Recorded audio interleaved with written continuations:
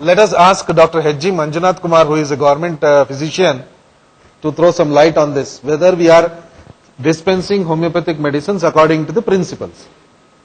There are two sectors. One is government, as Dr. Brahmachari said, and other is private. I think in most of the private clinics, doctors are dispensing properly as per Hahnemannian principles. Our Dr. Ramdas said Hahnemann used to use only one pill for the dispensing, but probably people may be using 4 or 5, 6 as per their wish. And that's the only difference. But still, the minimum doses required to cure is the basis. That is why probably they may think that 5 pills are needed. If by chance it is not soaked with the dilutions, that may be the reason why they're using 4 or 5 or 6 or 7. And in government sector, what we are doing is, we have pharmacists who are trained Ayurvedically, and in Karnataka we don't have homeopathically trained pharmacists at all.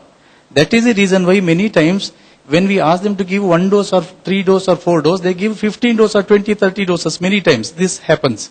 This may be a negligent on their part, and we have to train them up initially. Then we can expect something better can be done. Thank you, doctor. Now the point, we have got certain points out of this question, whether homeopathic medicines are dispensed according to the principles. The point is, Dr. Ramdas was clear.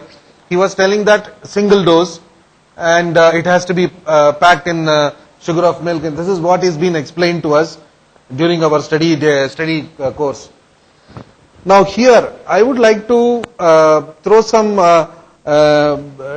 details about how the homeopathic medicines are being dispensed all over the world. How many ways and methods it is being dispensed. Here we are talking only how it is being dispensed.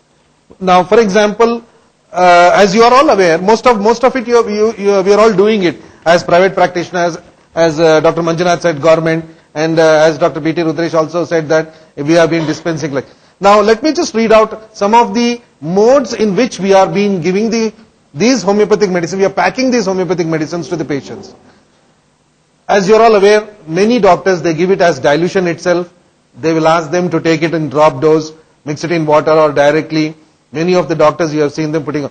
So it is the dilution, which we call it in the liquid form, and many of them, they still put the sugar of milk, then put the pills on it or the globules, and they pack it. So those packets have been given. Some of them they prescribe by putting it on the globules, and they prescribe it in glass vials or plastic vials. And some of them they put it on the diskettes, some of them on the tablets. Some triturate the medicine and then give. Some of them put it in distilled water. Then liniments, they mix it in ointments, oils, and few of them I have seen in Kerala where they administer homeopathic medicines through olfactory, that is inhalation, and some of them still practice with injections. So now I would like to ask Dr. Ramdas to kindly enlighten the audience as to how these homeopathic medicines have been dispensed in a liquid form, and what methods have been used, and how what is the efficacy of it.